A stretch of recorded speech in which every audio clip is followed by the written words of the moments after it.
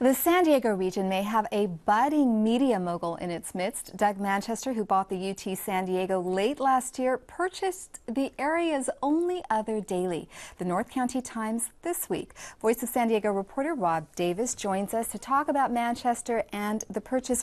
Rob, Manchester bought the North County Times for $12 million, more than what media analysts say it's worth. He told KPBS he hasn't ruled out buying any other media outlets. I know you've spoken to him, we've spoken to him. He says that he wants his papers to be a cheerleader for business and the military.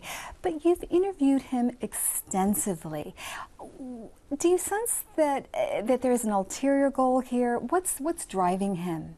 Well, I mean, one of the things that's driving him is just simply the opportunity to make money. The UT is on valuable land in Mission Valley. He hopes to redevelop that. And he also, this is a guy who's been outside of the city's cultural establishment for decades, and he's now the city's most powerful media figure.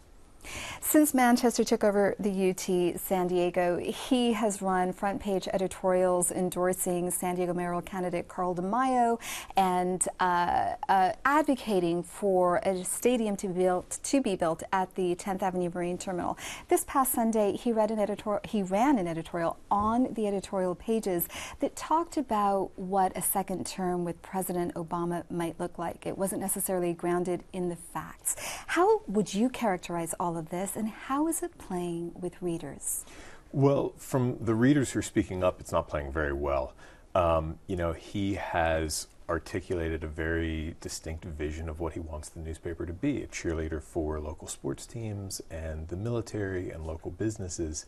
And, the very real question that readers need to be asking as they read the paper is, how is that affecting the news coverage? And where is the line between the editorial page and those things that you discussed being blurred with the straight-ahead news stories that they're reading? And how does this open partisanship play as a business strategy for the paper? Well, when Platinum Equity bought it from the Copley family a few years ago, Jeff Light, who's the editor now, really pushed the editorial page away from being strident and doctrinaire. And he said that he wanted it to be more inclusive and have more voices. And Manchester has done the complete opposite. And so the Platinum did that, I think, as a way to attract more readers. And so it's sort of natural to expect that Manchester is kind of pushing some of those away. Now, we're talking about a paper that broke the story surrounding the bribery scandal of former Congressman Randy Duke Cunningham.